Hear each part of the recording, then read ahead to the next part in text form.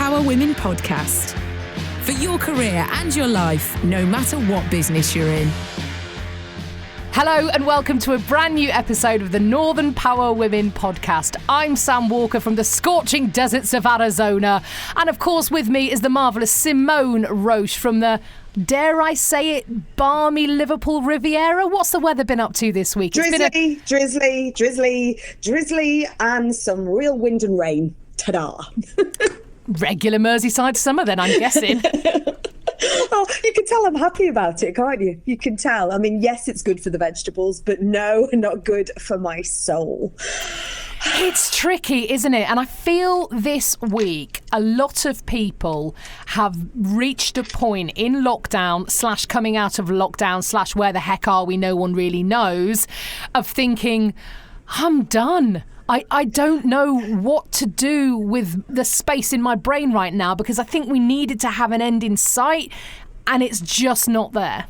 I obviously came across very well in my opening then, didn't I? Yeah, do you know what? Absolutely. I feel that our Corona coaster has taken on a little bit of a dip this week, and we've had the third round of our fabulous power circles where we take ourselves across the regions of the north without leaving the Lady Isabella.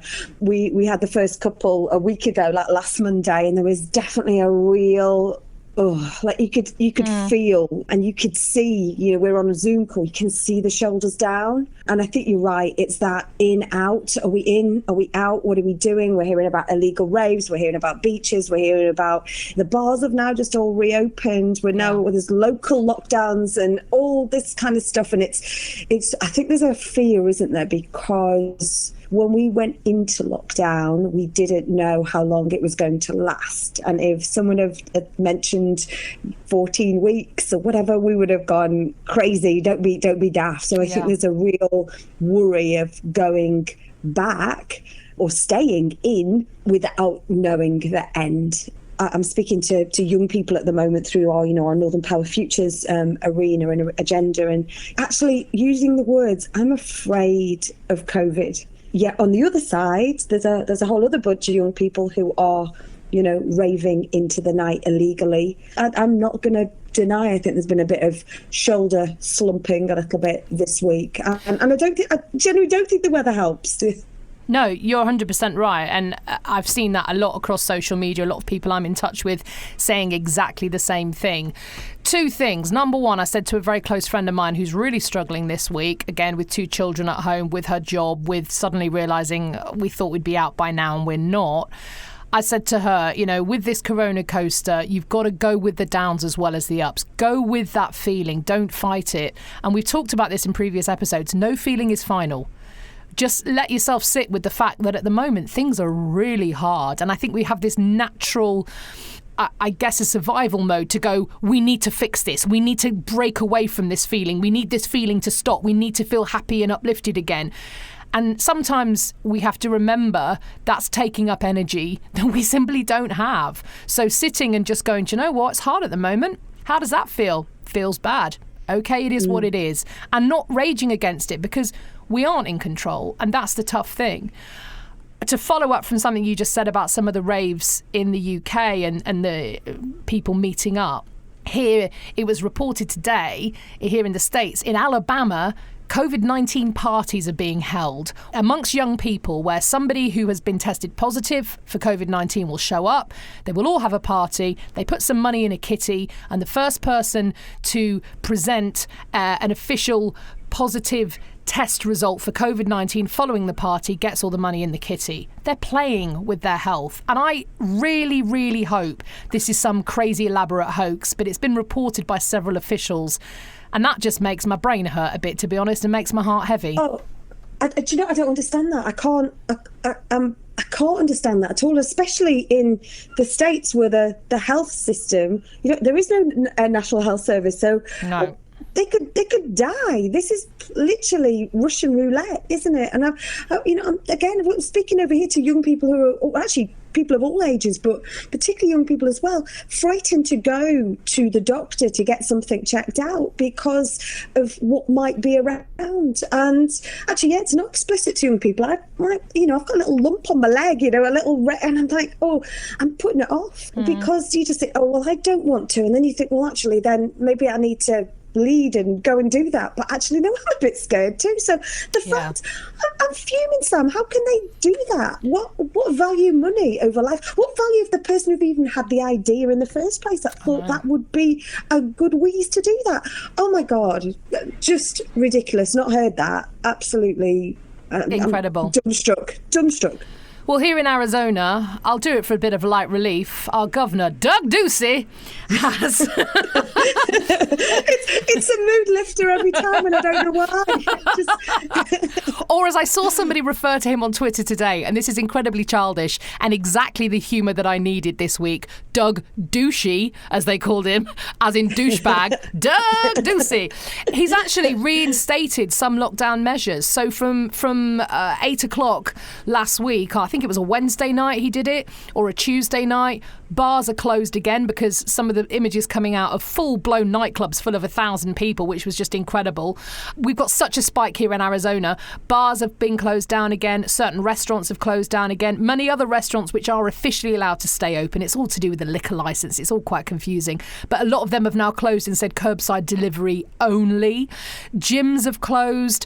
And it's on everybody's lips that we might go into full lockdown again because these cases are spiking so much. I think here in the States, there's such a vocal backlash against COVID. People still adamant this is a hoax, a Democrat hoax, which is just unbelievable. Oh, the only reason that numbers are up is because testing is up. Well, why are the hospitals at 80% capacity again already? So I think it's wait and see. I've noticed that, of course, in the UK, you've had places like Leicester, which are going into sort of regional lockdown. I could not get on a plane and go to New York now, not because there aren't flights. There are flights here in the US. But if you are travelling from Arizona, New York will not let you in without a 2-week isolation. So we're seeing now these sort of regionalised lockdowns and states shutting their borders to other states where the numbers are so high. I think we've got a way to go, Simone. And in all of this, I know you've had people get in touch with you and say, childcare, yawning chasm of summer holidays, work still continuing. What the heck? Oh my God, absolutely. And I'm talking to the team and the community, and that was absolutely one of the messages that I got this week was, how on earth are we going to cope and entertain our kids over those 6 weeks when we're all sick of the sight of each other? Yes, we love each other, but you know what? With the homeschooling and just the combined environment, we are absolutely sick of the sight. How are we going to get ourselves through that 6 weeks? Especially as you're saying, if we could be potential going into these pockets of regional and very sub-regional kind of lockdowns. That's going to be, then the bubbles are not going to, sort of last anymore. I don't know. It's really hard. So I really feel for those families who, some of them are maybe benefiting at the moment from at least seeing grandparents or, the family friends. I think that's a real worry because those summer holidays are a long period anyway. Yeah. And now as well, you've got sort of part of the population who are booking flights to Ibiza because the 50 quid return, when actually the Foreign Office hasn't even changed the guidance yet. So your holiday insurance is invalid, by the way, at this moment in time. So there's all those kind of things. And gosh, I would love to be on a plane to Seville or, some of the beautiful places that we love over in Spain. But you know what? We can't. And we're not. And it's staycation all the way for us. And in fact, even more, Merseycation is for us at this moment in time. And it's day by day, isn't it? Day by day, week by week. And I don't think any more than that. So I think what we'd love to hear is some great ideas that you are going to be doing this summer holidays to entertain yourself. Because you've got to have self-care, right? What are you doing for you? We want to hear how you're innovating these summer holidays, and we'll spread the love, because sometimes it's the simplest things that can cause the biggest uplift. We would love to hear that. I agree. And especially, I think, amongst our brilliant Northern Power Women audience, because surprise, surprise, research that came out this week from Ipsos Mori and King's College London again show that women are doing more childcare under lockdown as we would expect if they're in a heterosexual relationship, then they're male partners. And both partners in that relationship may have full-time jobs, but the women are still doing the lion's share of childcare during lockdown. And yet I find this very interesting. It's men who feel that their jobs are being negatively impacted by childcare. So while the women are doing the lion's share, it seems that men are saying, my job is suffering because I'm having to look after the kids. My husband is also working from home. We're both fairly hands-on. I would say I'm doing more because that's how our relationship seems to have fallen. But it's interesting that men feel that their job is suffering because they are working from home in a way that women seem less aware of. It's an interesting dynamic going on there, isn't there? It really is, because obviously, the predominance is that women are used to doing that. They're used to doing the juggling and the running round and the everything that goes with it. So I think there's very much an eyes open to it, now, isn't there? It's there. It happens outside, whatever it is, your spare bedroom or your kitchen door right now. You're seeing every bit of what it is to be totally hands-on with running a family. So it is really interesting. And I think because men are having to make, or some men are having to make decisions about, well, actually, I can't do that. I can't do that now because actually I've got to fit this into my schedule. So they're having to sort of make their own flexibility up and potentially not used to that. I think there's good out of that. That's good. We should, there's certain things that we need to take forward into the new norm, and there's certain haves and have-nots, I think. And I think some of that reality dawning is a good thing. But actually, they shouldn't just be concentrating on this is impacting on my job. They should be thinking, but actually I'm benefiting from seeing more about what absolutely goes on within my family. So hopefully they're just not saying that a bit out loud. We need them to shout. Absolutely. And also a big shout out to everyone who's doing this as a single parent, whether you're a man or a woman. So much respect for you. So much respect for you. Keep on keeping on. You're doing it. Every day might not feel like you are winning, but you are. So huge respect to you. Definitely. 100%. Absolutely. High fives. I would love some life lessons, please, Simone Roche. I think we need these in our life, especially this week. We do. We've got a great ball of energy, actually, is the fantastic Alice Choi. She is healthcare communication. She works for McCann. It's a global business. She's a marketing specialist. She's an all-round fabulous mentor, mother of 3, an appreciation for all things of great friends, interesting conversations, and especially a nice glass of wine. Here's Alice. Alice Choi, Chief Operating Officer at McCann Health Medical Communications.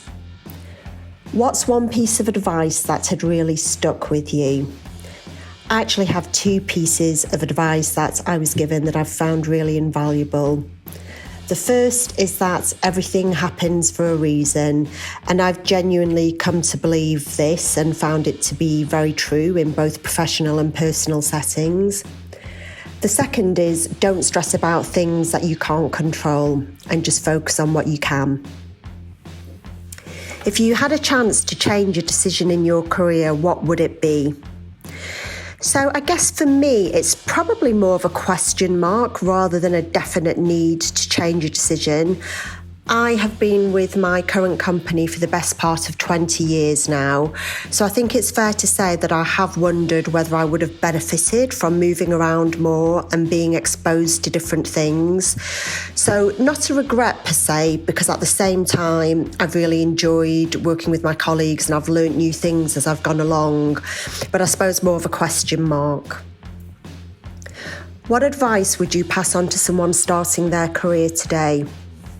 So I think the advice I would give is ideally have a clear plan of what you want to do. If possible, stick to the things that you enjoy or would naturally gravitate to in terms of skill sets. But at the same time, don't necessarily turn down opportunities that don't 100% fit your vision. Be really open-minded and be inclined to say yes if you can. And I guess the final thing is, really believe that everything happens for a reason, however things turn out. What would you tell the 25-year-old about work-life balance? The advice I would give here is be very clear with yourself about your priorities and what's non-negotiable, especially when there's a set window of opportunity to achieve that, whether it's having children or perhaps living in a certain location or country. I think you're more likely to miss personal opportunities that you've bypassed. I don't think anyone ever lay on their deathbed wishing that they'd done an hour's extra work every day. Give us an example of when a strong business network came into its own. So for me, it hasn't so much been a strong business network per se, but I've been incredibly lucky and found real value in having a strong network of friends who are also like-minded and professional. I think just being able to bounce ideas off them regarding career choices and work-life balance, it's been incredibly valuable. Thank you so much to the fabulous Alice Choi for another great dollop of wonderful life lessons. Dollop, what an underused word, Simone. Did enjoy that. Brilliant stuff. Thank you. And do you know what? I know, I've got the giggles now. We would love to hear from you. If you can furnish us with your brilliant life lessons, just get in touch. podcast@northernpowerwomen.com. We'll tell you exactly what you need to do next. It's dead easy, just a couple of minutes of your time, and we would love to hear from you. Or if you want to nominate someone, we can do all the heavy lifting around that as well. Again, just let us know who you'd love to hear from. podcast@northernpowerwomen.com. Now, look, you've got a busy week ahead of you, Simone, Roche, have you not? A new fantastic series of webinars coming out. Absolutely. It's all about amplifying voices, 4 weeks, Tuesdays at 2 p.m. We start with Ganan Adamu from the BBC. We've got Caroline Whitehead the following week from Zebra, Karen Finlayson from PwC, and finishing on the 28th of July with Ranjana Bell, MBA. An absolute delight of fabulous role models out there, but all passionate about breaking barriers and amplifying voices and lifting others up, which is what we are all about. And on this episode, I think we're definitely all about lifting up this week. I'm lucky enough to know two of them personally. Caroline, I've met on a few occasions. She's awesome. Ganan is next level brilliant. That woman has got an entrepreneurial spirit that just needs to be heard to be believed. She's a fantastic, energising force for good. So I'm really excited about those webinars. They look brilliant. People can just come and join in, can they? Absolutely, yeah. You register and then you pitch up at 2:00 on Zoom. So we'll send you out the Zoom link, and then we'll also put them on our Northern Power Women YouTube channel as well. Beautiful. And if you can't make those webinars for any reason, there has been something we've shared this week, Simone, because it has been a tough week, I think, for so many of us, and something that I'm not being sarcastic here for once in my life has genuinely helped me through lockdown is the Netflix show Schitt's Creek. I shared this with you, and it's been just a force for good and a joyful thing for me to get involved with. Well, I don't mind saying that's how Mr. Northern Powerman and I celebrated our 11th wedding anniversary, which doesn't seem ever so romantic. But it was, when you just kind of need a little bit. And I said, oh, I've heard Sam talk about this. Put it on. It's bite-sized telly. It's laugh out loud, kind of hold your tummy in, laughing stuff. I can't even explain it. A privileged family displaced into a town that the dad had happened to buy for his son many years earlier. As a joke. And as a joke, I would highly recommend it. If you need a bit of light in your life right now, get on Netflix and watch it, because yes, it's made me chuckle, and I'm very grateful, Ms. Walker, for pointing that in our direction and for being the highlight of our wedding anniversary evening. I'm glad I could be part of your wedding anniversary, even in a very small way. But it's brilliant. It is laugh out loud funny. But as the season goes on, I think it was at the end of season 1, I thought it was light and fluffy, and I was enjoying it, and I was enjoying those 20-minute chunks of time on my own. And then it got to the end of season 1, and I had this realisation, I care about these people. I care what happens to them. And from there on in, believe me, you become so invested in these people's lives. When I got to the end of all seasons, I am not ashamed to say I had a right old cry. It was the most wonderful, cathartic cry I have had in such a long time. Give yourself some me time. Have a bath. take 10 minutes out whenever you can, and if you just watch it and enjoy it, it is full of love. And I might start from the beginning, Simone, and watch the whole thing again. Oh, honestly, I'm almost sad to think of the end, but no, this is gonna be Lockdown Chapter 2 for me, sponsored and powered by Schitt's Creek. Do it. Brilliant stuff. Right, we're both off to watch Schitt's Creek in separate continents. Do it as well. Simone, we will catch up next week, of course. And thank you for listening. This is the Northern Power Women podcast. The next episode will be coming your way on Monday, July the 13th. I'm Sam Walker, and the Northern Power Women podcast is a What Goes On media production.